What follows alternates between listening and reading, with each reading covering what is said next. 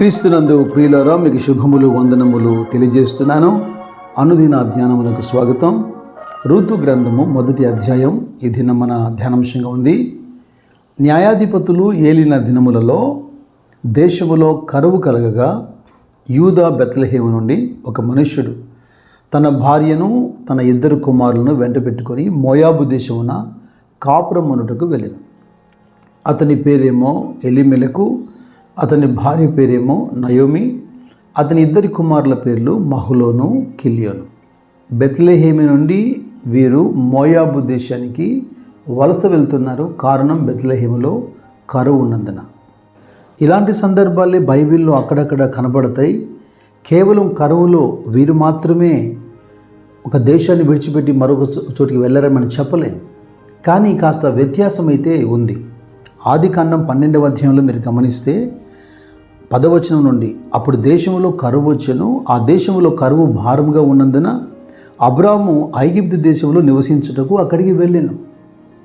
అయితే ఎప్పుడైతే అబ్రాహాము ఐగుప్తు దేశంలో నివసించడానికి వెళ్ళాడో అతని భార్య శారా చాలా సౌందర్యవతి గనక అక్కడున్న మనుషులు ఫరో ఎదుట ఆమెను పొగడటం, ఫరో శారాను తన అంతఃపురానికి తీసుకెళ్ళటం, అయితే ఏ హాని జరగకుండా ఆ రాత్రి దేవుడు ఫరోను గద్దించడం, తద్వారా ఫరో కొంత కానుకనిచ్చి అబ్రహామును గౌరవించటం, పైగా వారికి ఇష్టం వచ్చిన చోట వాళ్ళు నివసించవచ్చునని దేశంలో వారిని ముట్టకూడదని దేశ జనులకు ఆజ్ఞాపించటం.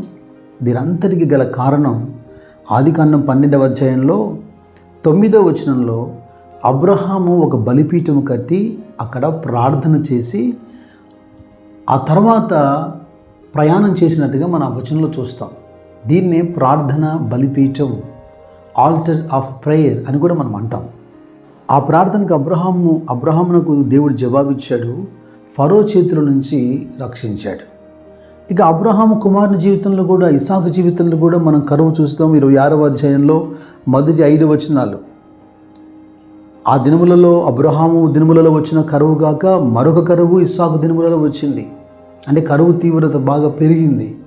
ఇస్సాకు కూడా ఇలాగనే ఆలోచిస్తున్నాడు.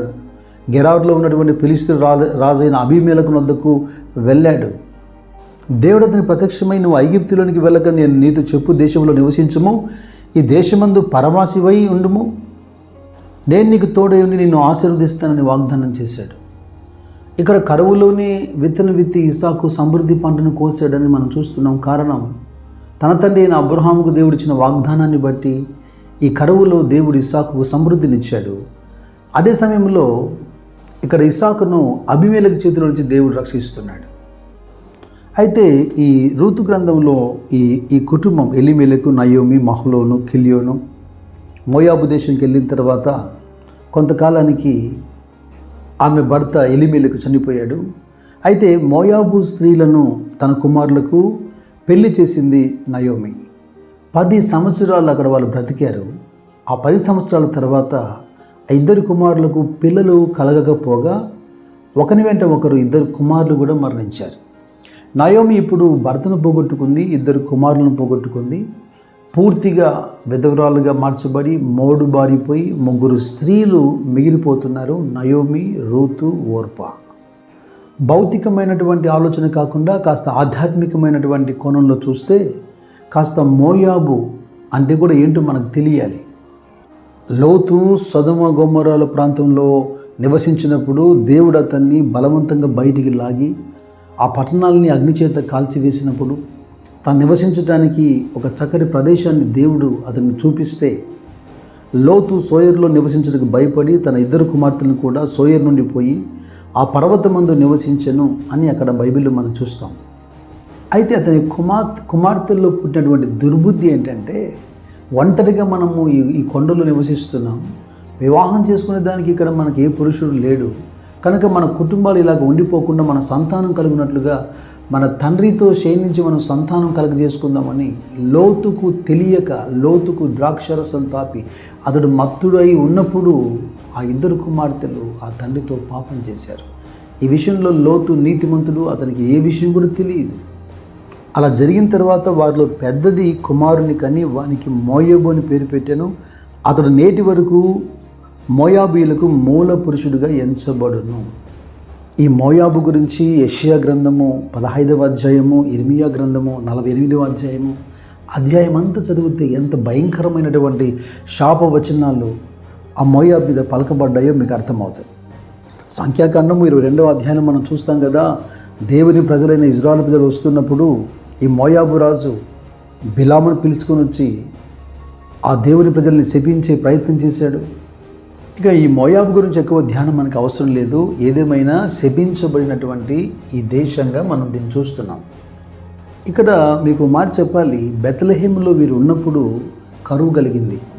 బెత్లెహేము అనే ఒక అనుభవంలో ఉన్నప్పుడు కూడా దేవుని పిల్లలమైన మన జీవితాల్లో అప్పుడప్పుడు కొన్ని కరువులు కలుగుతూ ఉంటాయి.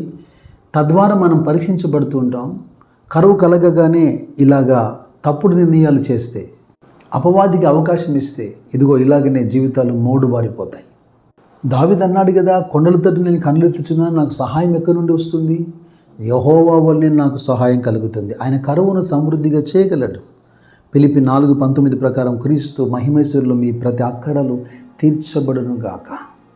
అయితే ఈ విధంగా నయోమి అన్ని విషయాలు నష్టపోయిన తర్వాత ఒక 2 స్టేట్మెంట్స్ ఇస్తుంది. నేను చదివి వినిపిస్తాను. రూతు గ్రంథం 1వ అధ్యాయంలో తన కోడళ్లతో మాట్లాడుతున్నప్పుడు 13వ వచనంలో, వారు పెద్దవారు అగు వరకు వారి కొరకు మీరు కనిపెట్టుకొందురా, మీరు వారి కొరకు కనిపెట్టుకొని పురుషులు లేక ఒంటరి కథలు ఎందురా? నా కుమార్తెలారా, అది కూడదు. యెహోవా నాకు విరోధి అయ్యను, అది మిమ్మల్ని నొప్పించినంతకంటే నన్ను మరి ఎక్కువగా నొప్పించేదనని వారితో చెప్పాను. అలాగే 21వ వచనంలో, నేను సమృద్ధి గల దాన్ని వెళ్ళి తిని యెహోవా నన్ను రిక్తురాలిగా తిరిగి రాజేశాను, మీరు నన్ను నయోమి అని పిలవనేలా యెహోవా నా మీద విరుద్ధముగా సాక్ష్యం పలికెను, సర్వశక్తి నన్ను బాధపరచును అని వారితో చెప్పాను. ఈ 2వ స్టేట్మెంట్ ఏంటంటే, తిరిగి బెత్లెహేముకు వచ్చిన తర్వాత నయోమిని గుర్తుపట్టి ఈమె నయోమి కదా అని ఇరుగు పొరుగు వారు అంటుంటే మాట్లాడుతున్న మాటలు ఇవి. ఈమె చెబుతున్న సాక్ష్యాన్ని వినండి, ఆ సాక్ష్యాన్ని పరిశీలించండి. ఇక్కడ కూడా దేవుని తప్పుపట్టే ప్రయత్నం జరుగుతుంది. వాస్తవానికి విరోధంగా చేసింది ఆమె. ఎందుకంటే పాప స్వభావం ఇలాగనే ఉంటుంది. ఆదికాండం 3వ అధ్యాయంలో 12-13 వచనాల్లో, దిగంబరిని నీకు చెప్పిన వాడెవడు, తినకూడదని చెప్పిన పండు నువ్వు తిన్నావా అంటే ఆదాం అంటాడు. నీవు నాకు ఇచ్చిన ఈ స్త్రీ నాకు ఇచ్చింది కనుక నేను తిన్నాను అని ఆదాం అంటాడు. ఎందుకు నువ్వు ఆ పని చేశావని ఈ స్త్రీని గద్దిస్తే, ఎదుగో నీవు కలగజేసినటువంటి జంతువుల్లో ఈ సర్పం ఉంది, అది నన్ను మోసగిస్తే నేను తిన్నాను అంటుంది హవ్వ.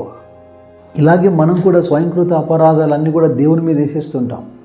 నయోమి అంటుంది, దేవుడు నాకు వ్యతిరేకమయ్యాడు, దేవుడు నన్ను విడిచిపెట్టాడు, దేవుడు నన్ను రిక్తురాలిగా చేశాడు. వాస్తవానికి సహవాసాన్ని, సన్నిధిని విడిచిపెట్టి శపితమైన వారితో ఆ పొత్తు పెట్టుకొని అక్కడ నివసించింది నీవు కదా. అయితే ఈ పాఠాన్ని ఒక మంచి మాటతో నేను ముగించాలని ఇష్టపడుతున్నాను.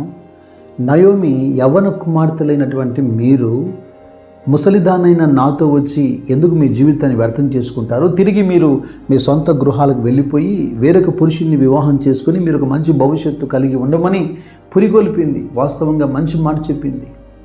అయితే ఇద్దరు కోడళ్ళు కూడా అందుకు ఇష్టపడలేదు. తర్వాత తిరిగి నయోమి అదే వారికి చెప్పగా ఓర్ప ముద్దు పెట్టుకొని వెళ్ళిపోయింది. రూతు మాత్రం 16వ వచనంలో, నా వెంబడి రావద్దనియు నన్ను పెట్టమనియు నన్ను బ్రతిమాలు కొనవద్దు, నీ వెళ్ళు చోటికి నేను వచ్చేదను, నీవు నివసించు చోటని నేను నివసించదను, నీ జనమే నా జనము, నీ దేవుడే నా దేవుడు.